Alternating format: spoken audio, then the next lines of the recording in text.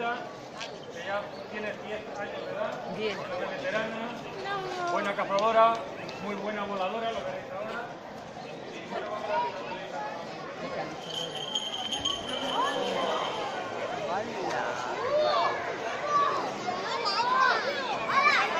Mira, va la otra.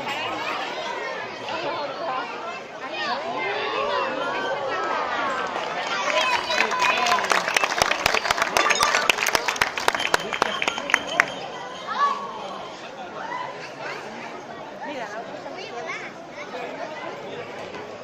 está en el sol. Ah, en la sombra.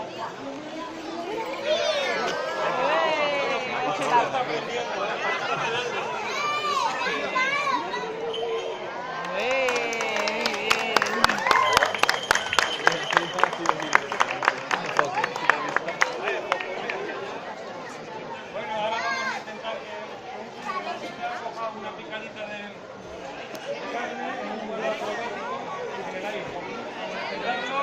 A ver si le da. ¡Toma! ¡Ay, se le ha caído! Se le ha caído.